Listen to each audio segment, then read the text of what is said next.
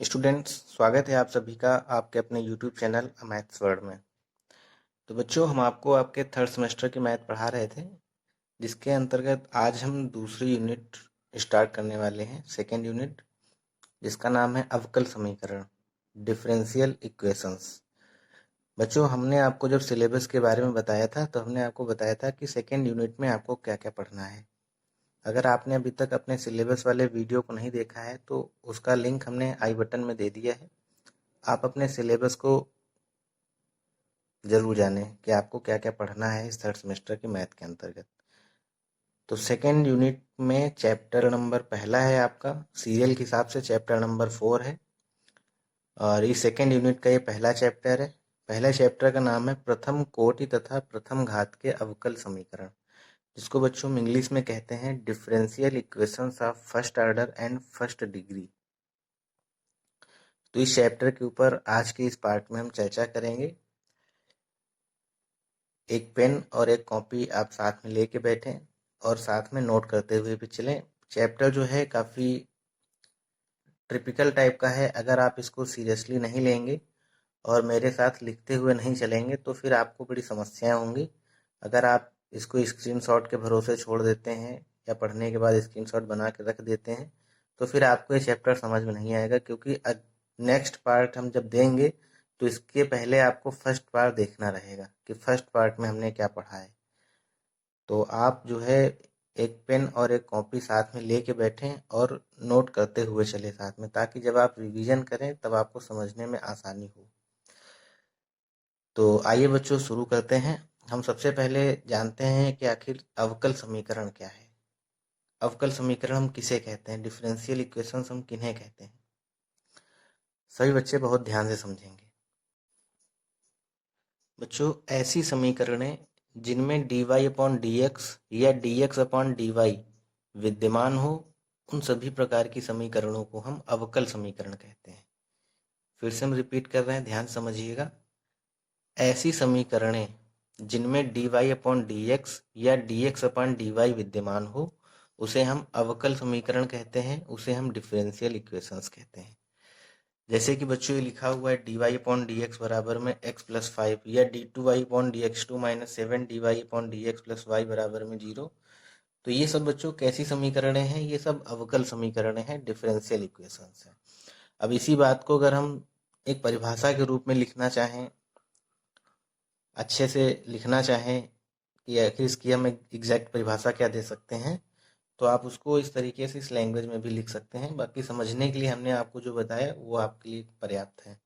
और लिखना चाहें तो आप इस तरीके से लिख लीजिए कि यदि किसी समीकरण में स्वतंत्र चर का मतलब है बच्चों इंडिपेंडेंट वेरिएबल, जिसको हम x कहते हैं, परतंत्र चर यानी कि डिपेंडेंट वेरिएबल, जिसको हम y कहेंगे, तथा स्वतंत्र चर के सापेक्ष परतंत्र चर के अवकल गुणांक यानी कि dy अपॉन डी एक्स, ये सभी विद्यमान हो, तो इस प्रकार की समीकरण को हम अवकल समीकरण कहते हैं। क्या मतलब हुआ बच्चों इस बात का? मतलब ऐसी समीकरण जिसमें x हो, y हो और dy अपॉन डी एक्स हो, ये सभी विद्यमान हो, उन्हें हम कहते हैं अवकल समीकरण। बच्चों, अगर इंग्लिश में आप लिखना चाहते हैं तो लिख लीजिए equations involving differential coefficients along with independent and dependent variables are called differential equations. बच्चों, यहाँ पर जो है x क्या है, स्वतंत्र चर है यानी कि इंडिपेंडेंट वेरिएबल है, और y क्या है, परतंत्र चर है यानी कि डिपेंडेंट वेरिएबल है। तो इस प्रकार की जो इक्वेशंस होती हैं उन्हें हम कहते हैं डिफरेंशियल इक्वेशन। ठीक है बच्चों, अब ये जो डिफरेंशियल इक्वेशंस होती हैं ये दो प्रकार की होती हैं। डिफरेंशियल इक्वेशंस कितने प्रकार की होती हैं? ये दो प्रकार की होती हैं। पहली होती है साधारण अवकल समीकरण और दूसरी होती है आंशिक अवकल समीकरण। तो बच्चों हेडिंग डाल लीजिए अवकल समीकरणों के प्रकार। इंग्लिश में लिख लीजिए टाइप्स ऑफ डिफरेंशियल इक्वेशंस। तो बच्चों हमने आपको बताया कि अवकल समीकरणें जो हैं वो दो प्रकार की होती हैं। फर्स्ट है साधारण अवकल समीकरण, जिसको इंग्लिश में हम कहते हैं ऑर्डिनरी डिफरेंशियल इक्वेशंस, और सेकंड है आंशिक अवकल समीकरण, जिसको बच्चों हम इंग्लिश में कहते हैं पार्शियल डिफरेंशियल इक्वेशंस। अब बात आती है कि साधारण अवकल समीकरण किसे कहते हैं और पार्शियल यानी कि आंशिक अवकल समीकरण किसे कहते हैं। तो साधारण अवकल समीकरण में आप लिख लीजिए ऐसी समीकरणें जिनमें केवल एक ही स्वतंत्र चर होता है। बात नहीं समझ पाए आप? कहने का मतलब बच्चों ये हुआ ऐसी अवकल समीकरणें जिनमें सिर्फ या तो dy अपॉन dx विद्यमान हो या dx अपॉन dy विद्यमान हो, दोनों ना विद्यमान हो। मतलब कि ऐसा ना हो कि dy अपॉन dx भी उसमें लिखा हो, साथ में प्लस करके dx अपॉन dy भी लिखा हो। एक ही उसमें स्वतंत्र चर होना चाहिए, जैसे कि dy अपॉन dx। अगर dy अपॉन dx है तो पूरी इक्वेशन में आपको dy अपॉन dx के ही गुणांक मिलेंगे। हो सकता है d2y अपॉन dx2 हो जाए, लेकिन जिसके मतलब स्वतंत्र चर के सापेक्ष ही अवकल गुणांक आपको मिलना चाहिए। और स्वतंत्र चर हमने आपको क्या बताया, इंडिपेंडेंट वेरिएबल क्या है, x है। तो एग्जाम्पल में आप लिख लीजिए फर्स्ट एंड सेकंड। अब इस एग्जाम्पल को आप ध्यान से देखिए। पहला लिखा हुआ है dy अपॉन dx बराबर में x प्लस 5। तो ये देखिए dy अपॉन dx यानी कि ये स्वतंत्र चर के सापेक्ष ही अवकल गुणांक है यहाँ पर, क्योंकि x को हमने माना है स्वतंत्र चर और उसी के सापेक्ष यहाँ पर ये अवकल गुणांक है, यानी कि dy अपॉन dx है। सेकंड इक्वेशन आप देखिए d2y अपॉन dx2, ये भी देखिए ये पावर से हमें कोई लेना देना नहीं, d3y अपॉन dx3 भी हो सकता है, लेकिन ये स्वतंत्र चर के सापेक्ष अवकल गुणांक है। ठीक है बच्चों, तो dy अपॉन dx ही देखो यहाँ पर विद्यमान है। तो इस प्रकार की जो समीकरणें होती हैं वो सभी समीकरणें साधारण अवकल समीकरण के अंतर्गत आती हैं। और बच्चों इसी का जस्ट अपोजिट ऐसी समीकरणें जिनमें दो या दो से अधिक स्वतंत्र चर तथा आंशिक अवकल गुणांक विद्यमान हो उन्हें हम कहते हैं आंशिक अवकल समीकरण, इंग्लिश में पार्शियल डिफरेंशियल इक्वेशन। जैसे एग्जांपल में थर्ड एंड फोर्थ ध्यान से देखिए, ये लिखा हुआ है x डेबर u अपॉन डेबर x प्लस y डेबर u अपॉन डेबर y। अभी आप डेबर शायद नहीं समझ पा रहे होंगे कि डेबर किसे कहते हैं। तो अब आपको इस वाली मैथ के अंतर्गत डेबर से भी रूबरू होना है कि डेबर आखिर क्या है। इसके बारे में हम आपको बाद में बताएंगे। आप अभी बस आप इतना मान लीजिए कि ये d u upon d x लिखा हुआ है और प्लस में y d u upon d y लिखा हुआ है। वैसे पार्शियल यानी कि आंशिक अवकल समीकरणें जो होती हैं, आंशिक अवकल को हम पार्शियल डिफरेंशिएशन को हम डेबर से डिनोट करते हैं, और जो हम डिफरेंशियल करते हैं डिफरेंशिएशन को, उसको हम डी से डिनोट करते हैं। और जब पार्शियल शब्द लग जाता है तो उसको हम डेबर से डिनोट करते हैं। डेबर 6 की तरीके बनता है, जैसे 6 बनाते हैं आप, तो बस उसी तरीके से ये है डेबर। इसको हम डेबर से डिनोट करते हैं, और यही है बच्चों आंशिक अवकल यानी कि पार्शियल डिफरेंशिएशन। और डी को आप कहते हैं डायरेक्टली, मतलब डिफरेंशिएशन आप इसको कहते हैं। और ये जो डेबर होता है इसको हम कहते हैं आंशिक अवकल यानी कि पार्शियल डिफरेंशिएशन। ठीक है, इसके बारे में हम चर्चा बाद में करेंगे, ये पूरा चैप्टर ही है आंशिक अवकल समीकरण का। आगे अभी हमें जो चर्चा करनी है वो साधारण अवकल समीकरणों पे चर्चा करनी है, और ये इसके ऊपर चर्चा जो है नेक्स्ट हम चैप्टर में करेंगे। ठीक है, तो अभी आप इतना समझ लीजिए कि ऐसे समीकरण जिनमें दो या दो से अधिक स्वतंत्र चर विद्यमान होते हैं और आंशिक अवकल गुणांक विद्यमान होते हैं, उन्हें हम कहते हैं आंशिक अवकल समीकरण। जैसे कि ये देखिए यहाँ पर x के सापेक्ष भी ये अवकल गुणांक है और y के सापेक्ष भी अवकल गुणांक है। तो दो या दो से अधिक स्वतंत्र चर हैं इसमें। ये x डेबर u अपॉन डेबर x लिखा हुआ है प्लस y डेबर u अपॉन डेबर y लिखा हुआ है। इसी तरीके से एग्जाम्पल नंबर 4 देखिए, ये भी आपका आंशिक अवकल समीकरण का ही पार्ट है। y प्लस जेड डेबर जेड अपॉन डेबर x लिखा हुआ है यहाँ पर, और यहाँ डेबर जेड अपॉन डेबर y लिखा हुआ है। और साधारण अवकल समीकरण में क्या होता है, सिर्फ एक ही स्वतंत्र चर होता है, उसमें जितने भी कोफिशिएंट्स होंगे वो dy अपॉन dx के फॉर्म में ही होंगे। अगर dy upon dx upon dy माना गया है तो सारे के सारे एलिमेंट, मतलब सारे के सारे गुणांक जो होंगे वो dx अपॉन dy के ही होंगे। और इसमें दो या दो से अधिक हो सकते हैं। डेबर जेड अपॉन डेबर x लिखा हुआ है, अब ये देखिए डेबर जेड अपॉन डेबर y हो गया, इसके साथ में डेबर जेड अपॉन डेबर w भी हो सकता है।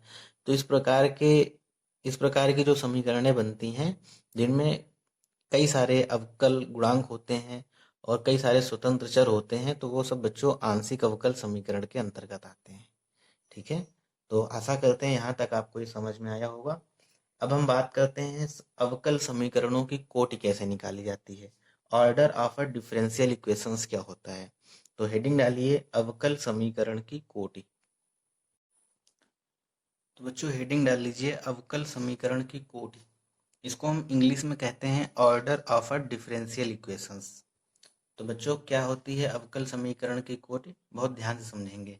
मान लो आपको एक इक्वेशन दी गई है और इन ये सारी इक्वेशंस दी गई। इन इक्वेशंस में आपको बताना है कि ये जो डिफरेंशियल इक्वेशंस हैं इनकी कोटि क्या है, इनका ऑर्डर क्या है। तो हमें कुछ विशेष इसमें नहीं करना है, बस जो आपको ये डिफरेंशियल कोफिशिएंट्स दिए रहते हैं, अवकल गुणांक जो दिए रहते हैं, इन अवकल गुणांक में हाईएस्ट ऑर्डर आपको देखना है। हाईएस्ट ऑर्डर का मतलब जैसे हाईएस्ट ऑर्डर यहाँ पर क्या है d3y/dx3, और इससे छोटा ऑर्डर क्या है डिफरेंशियल कोफिशिएंट का, वो है d2y/dx2। ये जो d2 लिखा हुआ है, ये जो d3 लिखा हुआ है, यही आपका ऑर्डर है। और हाईएस्ट ऑर्डर आपको देखना है, जो हाईएस्ट ऑर्डर होगा वही आपके अवकल समीकरण की कोटि है। जैसे यहाँ पर d3y/dx3 सबसे हाईएस्ट ऑर्डर है डिफरेंशियल कोफिशिएंट की। इससे बड़ा तो कुछ है नहीं, इससे छोटा है ये d2y/dx2। तो जो सबसे बड़ा है ऑर्डर वही उसकी कोटि होती है, वही अवकल समीकरण का ऑर्डर होता है, डिफरेंशियल इक्वेशन का ऑर्डर होता है। बात समझ पाए आप। जैसे कि यहाँ देखिए d2y/dx2 और प्लस y बराबर 0 लिखा हुआ है। तो यहाँ पर इस अवकल समीकरण की कोटि क्या है, इस डिफरेंशियल इक्वेशन का ऑर्डर क्या है। तो हमें डिफरेंशियल कोफिशिएंट्स का हायर ऑर्डर देखना है। इस डिफरेंशियल कोफिशिएंट का हायर ऑर्डर क्या है d2। d2y/dx2 लिखा हुआ है, डिफरेंशियल कोफिशिएंट, इसका हायर ऑर्डर क्या है d2, यानी कि पावर कितनी है इसकी 2 है। तो बस यही इसका ऑर्डर है। इस वाली इक्वेशन का ऑर्डर क्या होगा 2 होगा। इस तरीके से यहाँ देखिए क्या लिखा हुआ है xy/dy/dx। तो यहाँ पर इस डिफरेंशियल कोफिशिएंट का ऑर्डर क्या है मैक्सिमम 1 है, क्योंकि यहाँ पर d1y/dx1 लिखा हुआ है। तो 1 तो हम लिखते नहीं है, तो इसका ऑर्डर क्या होगा 1 होगा। इस बात को आप अगर डेफिनेशन बना के लिखना चाहें तो लिख लीजिए किसी अवकल समीकरण की कोटि, कोटि को हम क्रम भी कहते हैं और इंग्लिश में ऑर्डर कहते हैं। तो किसी अवकल समीकरण की कोटि या क्रम उस समीकरण में उपस्थित महत्तम अवकल गुणांक की कोटि होती है। महत्तम अवकल गुणांक की ये जो कोटि है, यही कोटि का मतलब ऑर्डर, महत्तम अवकल गुणांक की कोटि होती है। इस बात को अगर आप इंग्लिश में समझना चाहें तो इंग्लिश में लिख लीजिए the order of a differential equations is the order of highest order derivative appearing in the equations. ठीक है बच्चों, तो आशा करते हैं आपको ये समझ में आया होगा कि अवकल समीकरण की कोटि क्या होती है। जो आपको डिफरेंशियल इक्वेशन दी गई हैं उसमें आपको डिफरेंशियल कोफिशिएंट सर्च करना है। डिफरेंशियल कोफिशिएंट का जो हायर ऑर्डर है उसे सर्च करना है, जो सबसे हायर ऑर्डर पे हो, बस वही आपका आंसर है। ठीक है। और मान लो यहाँ पर आप इसमें पावर 2 लगा होता, तब क्या होती है इसकी, तब इसका क्या होता है हायर ऑर्डर, तब इसका ऑर्डर क्या होता है इस डिफरेंशियल इक्वेशन का। तो बच्चों तब भी इसका जो ऑर्डर है वो 3 ही रहता है, क्योंकि ये ब्रैकेट ओपन होने के बाद में कभी भी यहाँ d⁻6 नहीं हो जाएगा, ये आप गलती मत करिएगा। और ये जो पावर लगी हुई है, इस पावर को हम कहते हैं अवकल समीकरण की घात। अवकल समीकरण की घात क्या है, यहाँ पर 2 है। अगर यहाँ पर आपसे पूछे अवकल समीकरण की घात क्या है, तो यहाँ पर कुछ नहीं है तो 1 है। अवकल समीकरण की घात क्या है यहाँ पे आएगा, हेडिंग डालिए अवकल समीकरण की घात। इसे इंग्लिश में लिख लीजिए degree of a differential equations. तो क्या होती है degree of a differential equations, इसको आप अगर लिखना चाहें, सही भाषा में लिखना चाहें तो इसको लिख लीजिए किसी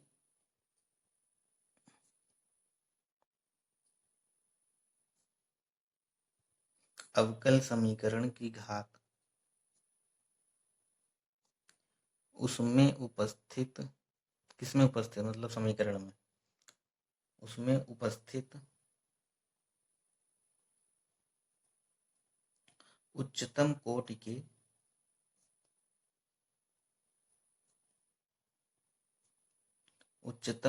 के अवकल गुणांक की घात,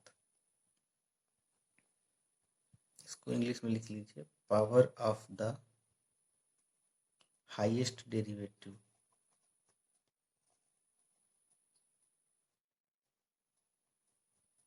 के बराबर होता है, के बराबर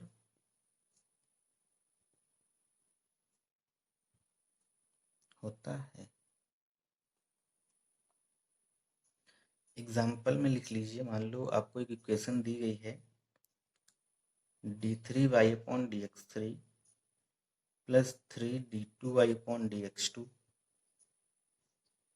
की पावर 4 माइनस dy/dx की पावर 5 प्लस 7 बराबर में 0।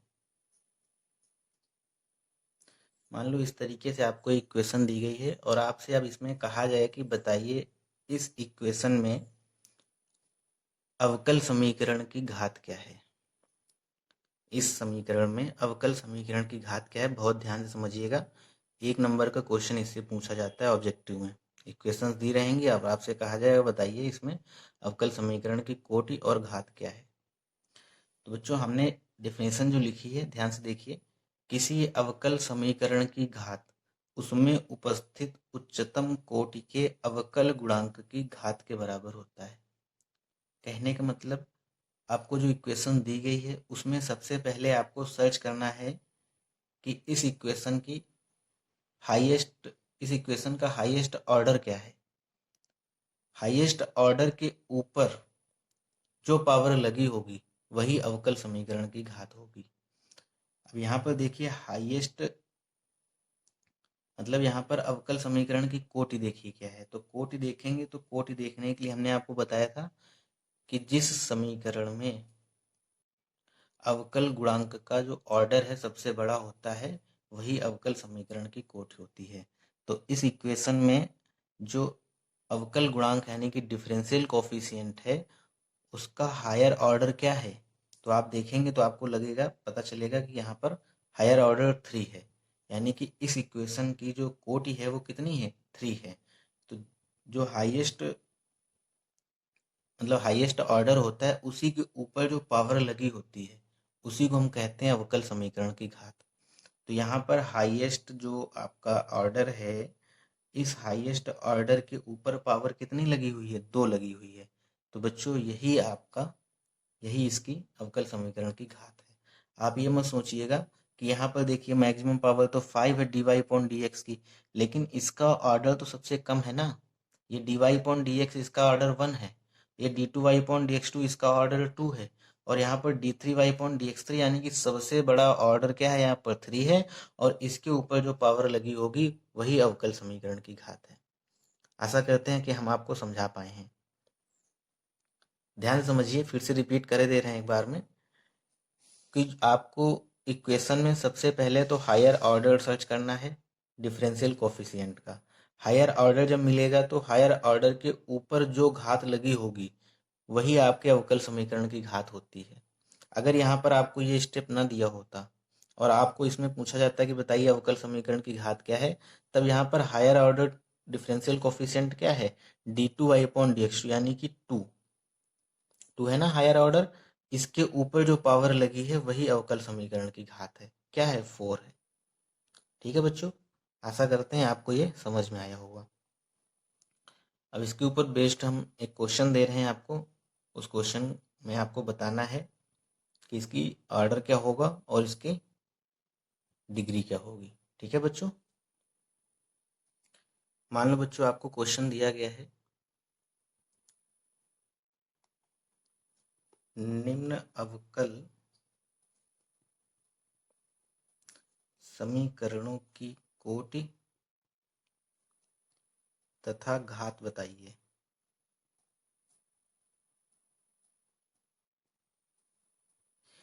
इंग्लिश में बच्चों अगर आप लिखना चाहें इस क्वेश्चन को तो इस तरीके से लिखेंगे, find the degree and order of the equations. मान लो आपको पहली इक्वेशन दी गई है बच्चों, d2y/dx2 की पावर 2 प्लस 5 dy/dx की पावर 3 प्लस 6y बराबर में 0। दूसरा क्वेश्चन मान लो आपको दिया गया है x² d2y/dx2 प्लस रूट के अंदर 1 प्लस dy/dx³ बराबर में 0। तीसरा क्वेश्चन मान लो आपको दिया गया है,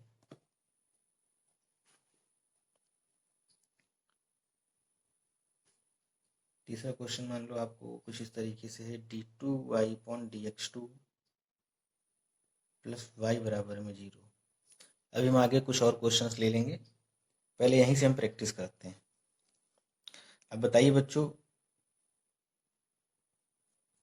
पहले वाले इक्वेशन में इस अवकल समीकरण की कोटि क्या है तथा घात क्या है। वीडियो रोकिए और अपने आप दिमाग लगाइए कि आखिर इसकी कोटि और घात क्या है। तो बच्चों d2y/dx2 plus 5dy/dx³ plus 6y बराबर 0। तो यहाँ पर देखिए हाईएस्ट ऑर्डर डेरिवेटिव क्या है इस इक्वेशन का।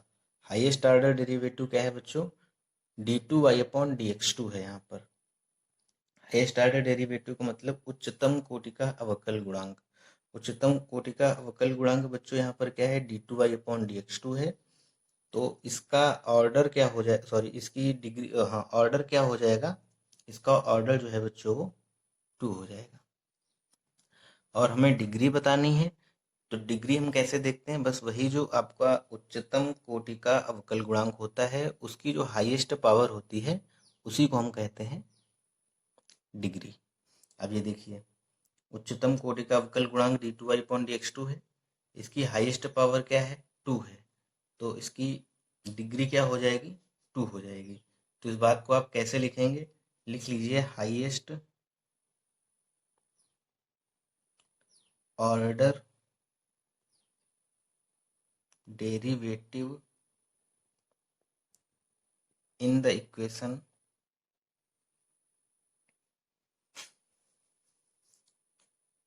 is d2y/dx2 and its degree is 2. So this equation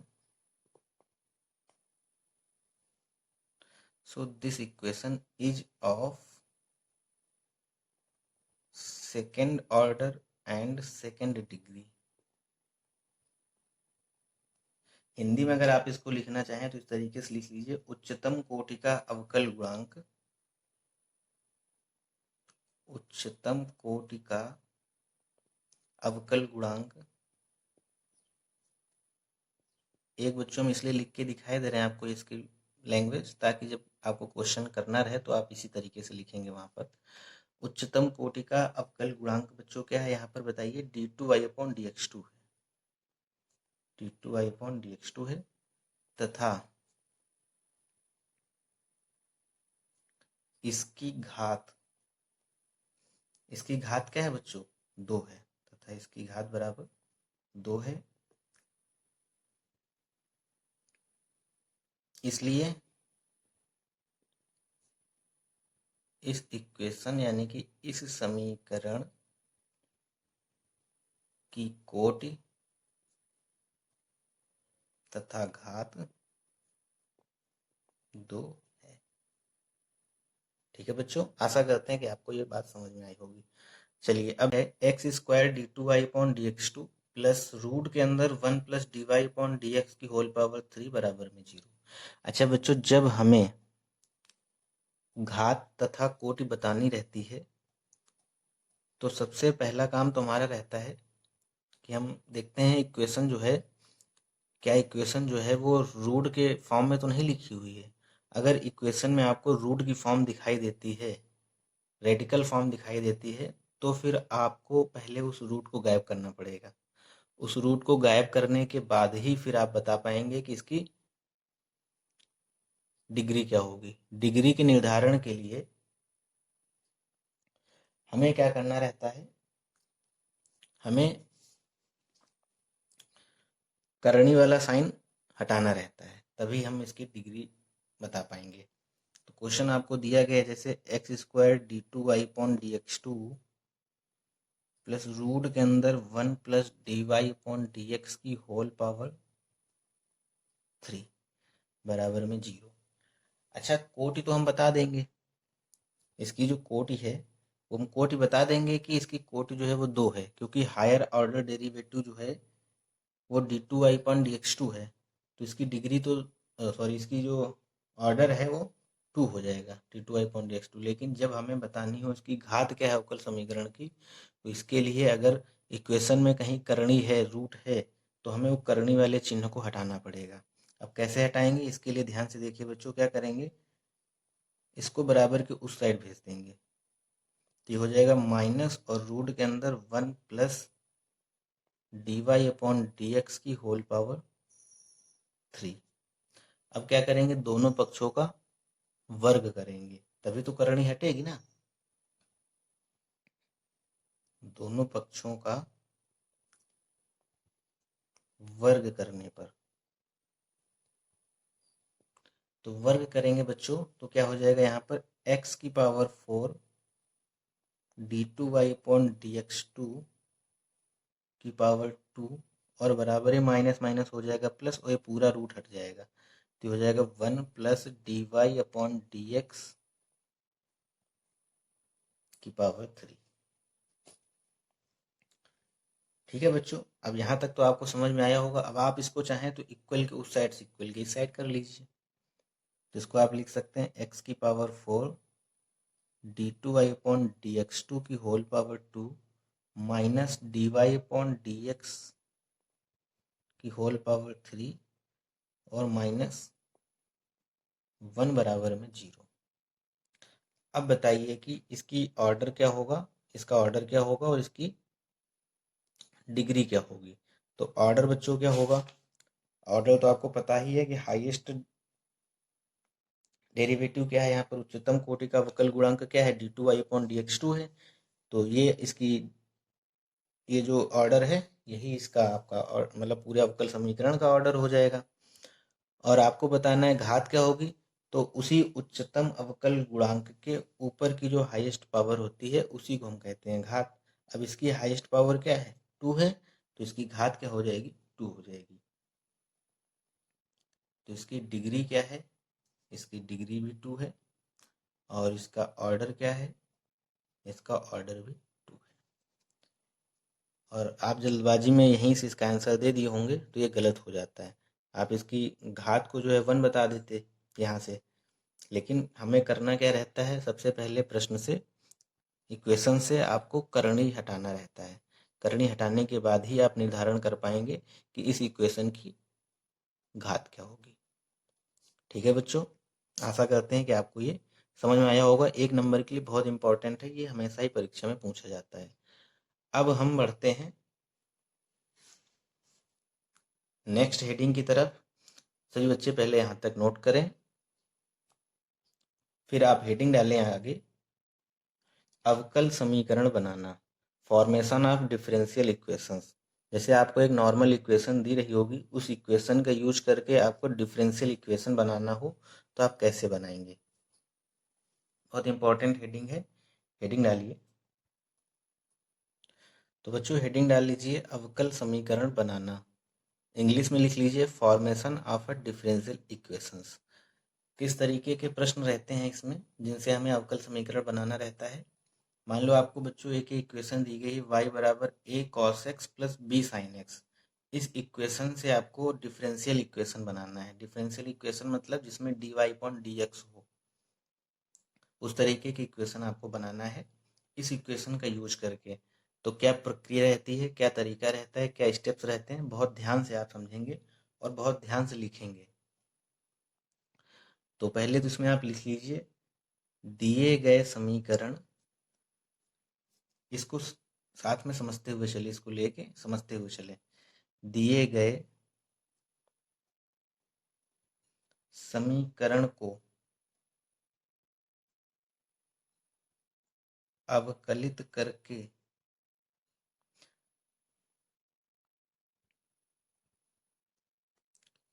स्वैच्छ नियतांकों, स्वैच्छ नियतांक बच्चों मतलब क्या होते हैं अभी बता रहे हैं। स्वैच्छ नियतांकों इसको हम इंग्लिश में कहते हैं ऑर्बिट्रेरी कांस्टेंट। Arbitrary constant. दिए गए समीकरण को अवकलित करके स्वैच्छ नियतांक को आर्बिट्रेरी कांस्टेंट से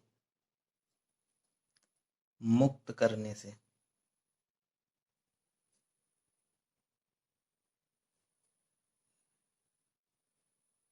अवकल समीकरण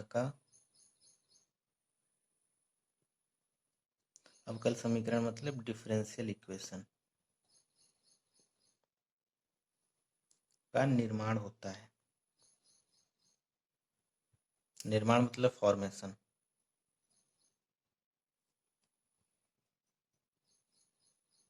कहने का मतलब बच्चों क्या हुआ, जैसे कि आपको इक्वेशन दी गई है, इस इक्वेशन को डिफरेंशिएट करना रहता है और डिफरेंशिएट करके स्वच्छ नियतांकों को गायब करना रहता है। अब इसमें स्वच्छ नियतांक क्या है, ये जो कैपिटल ए और कैपिटल बी आप देख रहे हैं, इन्हीं को हम कहते हैं स्वच्छ नियतांक, इन्हीं को हम कहते हैं आर्बिट्रेरी कांस्टेंट। हमको इसे इस तरीके से डिफरेंशिएट करना है, इस तरीके से अवकलित करना है। अवकलित करने के बाद में अवकलन भी हो जाए और ये जो स्वच्छ नियतांक है ये गायब भी हो जाए। हमें इस तरीके से इसको अवकलन करना रहता है कि अवकलन भी हो जाए और ये जो स्वच्छ नियतांक हमें दिए गए हैं, ये स्वच्छ नियतांक इस इक्वेशन से गायब हो जाए। तब जो इक्वेशन बनेगी dy/dx के फॉर्म में, उसी को हम कहते हैं डिफरेंशियल इक्वेशन। वही बात हमने यहाँ पर लिखी हुई है, दिए गए समीकरण को अवकलित करके स्वच्छ नियतांकों से मुक्त करने से, जो स्वच्छ नियतांक है इनसे इनको मुक्त करने से, फ्री करने से, इस इक्वेशन में स्वच्छ नियतांक ना दिखाई दें, तब जो इक्वेशन बनेगी उसी को हम कहते हैं अवकल समीकरण। मुक्त करने से अवकल समीकरण का निर्माण होता है। इसके आगे लिख लीजिए,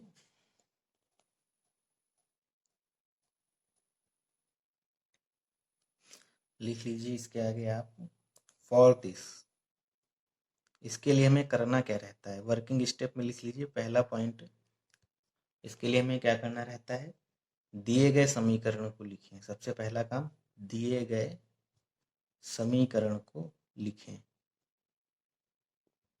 पहला स्टेप क्या रहेगा बच्चों, जो इक्वेशन आपको दी गई है उसी को आप नोट कीजिए। दूसरे स्टेप में क्या करना है, इसे उतनी बार अवकलित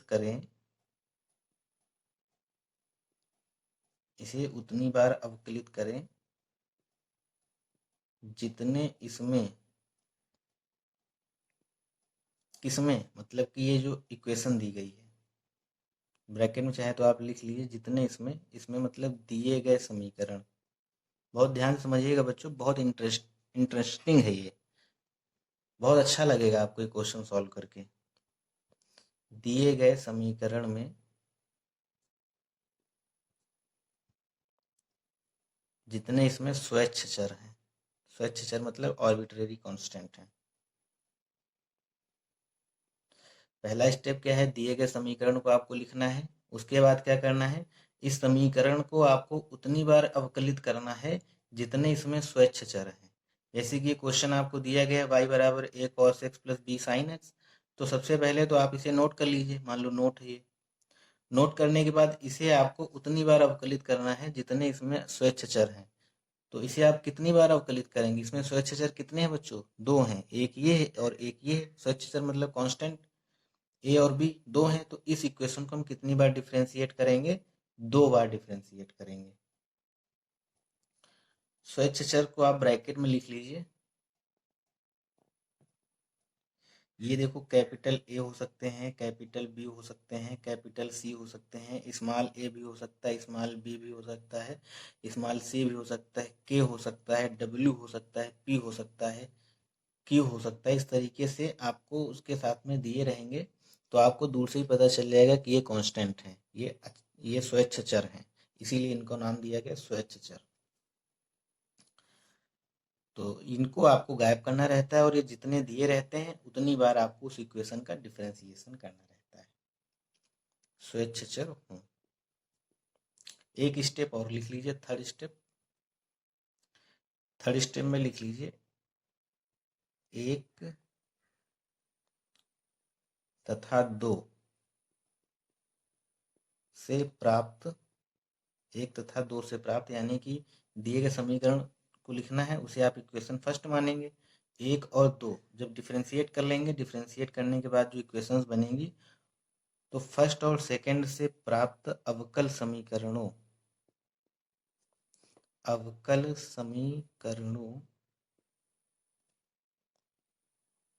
से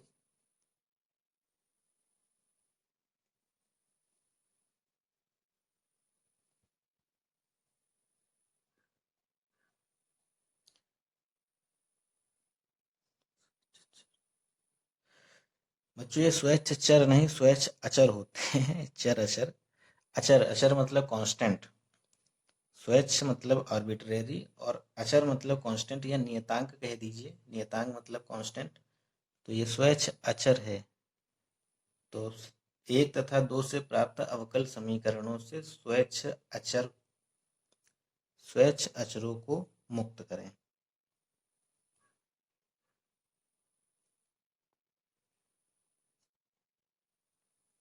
इसे अभी आप कहें तो इंग्लिश में भी हम ट्रांसलेट करके लिखा देंगे, आप बिल्कुल परेशान मत होइए कि चर क्या है, अचर क्या है, मुक्त क्या है, आप नहीं समझ पा रहे हैं तो टेंशन मत लीजिए। अभी हम आपको इसको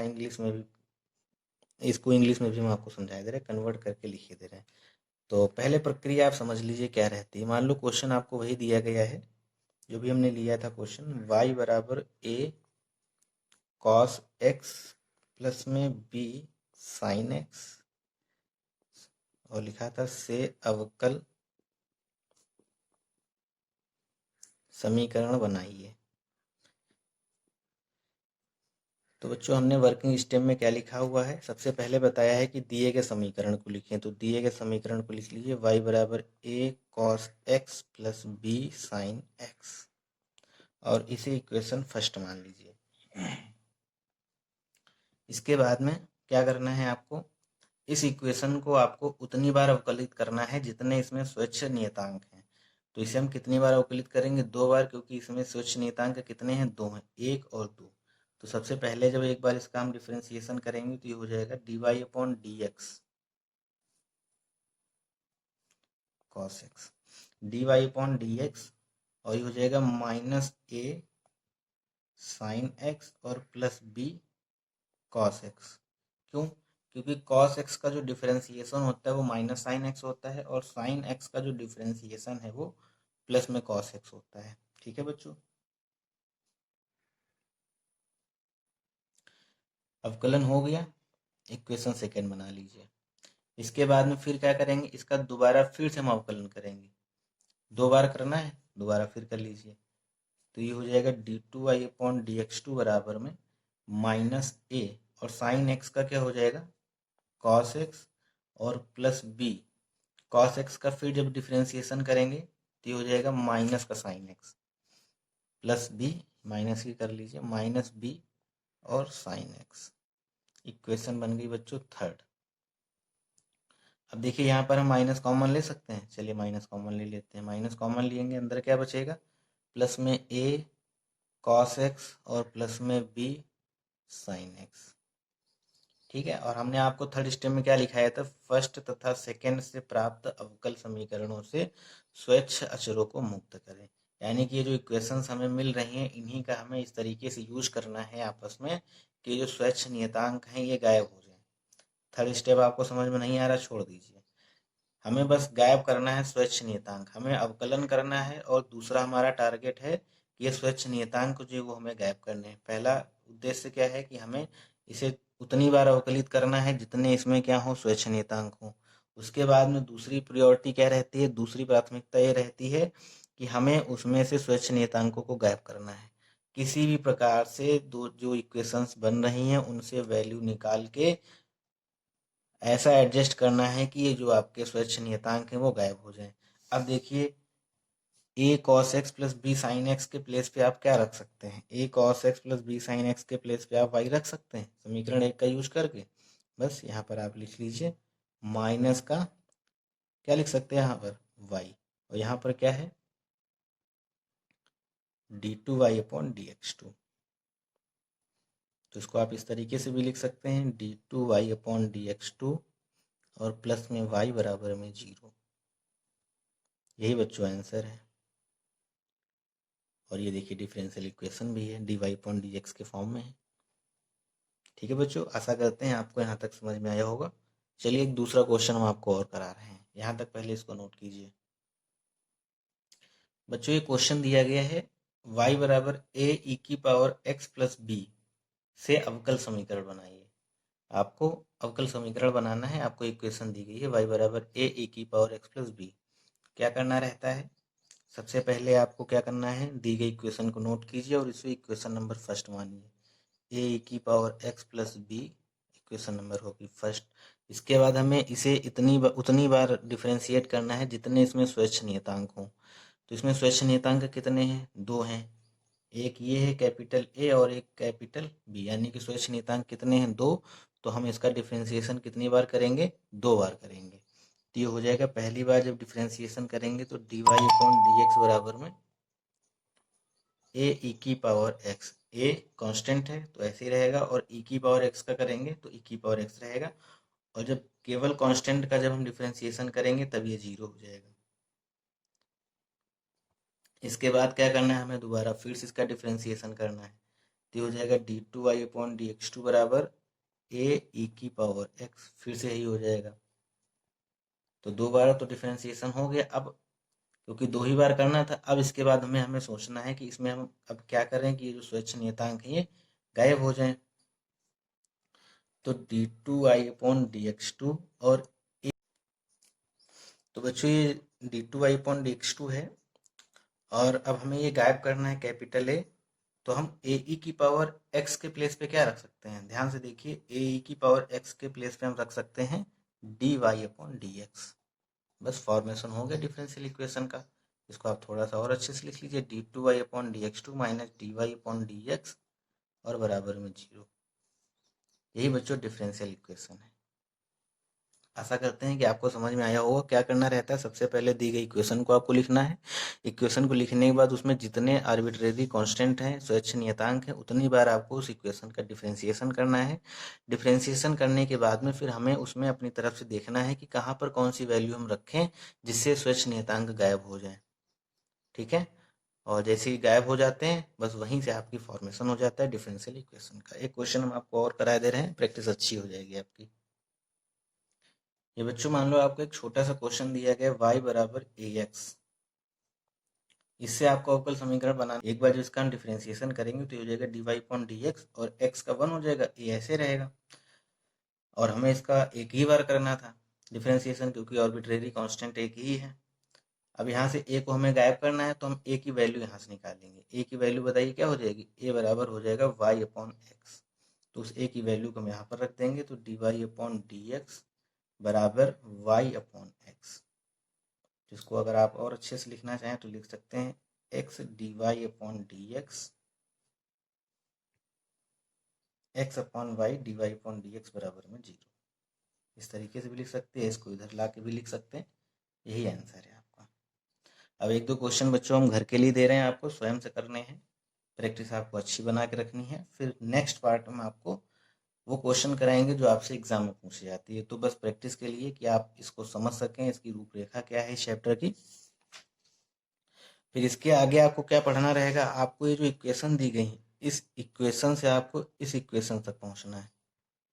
इस इक्वेशन से आपको इस इक्वेशन तक पहुंचना है। बहुत बढ़िया इंटरेस्टिंग चैप्टर है, बहुत मजा आएगी आपको ये पढ़ के। तो कुछ क्वेश्चन घर के लिए दे रहे हैं, सभी बच्चे लास्ट तक बने रहेंगे। ये बच्चों 2 क्वेश्चन हैं। पहला है x बराबर capital A sine y plus b, और दूसरा क्वेश्चन है y बराबर capital A e⁻2x plus b e⁻x plus c. इन दोनों इक्वेशन से आपको डिफरेंशियल इक्वेशन का फॉर्मेशन करना है। तो बच्चों आज का ये पार्ट आपको कैसा लगा, सारा कुछ समझ में आया कि नहीं आया, आप हमें कमेंट करके ज़रूर बताएंगे। और वीडियो को अपने सभी दोस्तों में ज़्यादा से ज़्यादा आप शेयर भी करें। और वीडियो अगर पसंद आया तो वीडियो को लाइक कर लें। चैनल पर नए हैं, पहली बार विजिट किए हैं, पहली बार देखे हैं, अगर अच्छा लगा है तो चैनल को सब्सक्राइब कर लें और साथ में बेल आइकन को भी प्रेस कर लें। जल्द ही मिलेंगे नेक्स्ट पार्ट के साथ में। तब तक के लिए सभी बच्चों को बहुत बहुत धन्यवाद।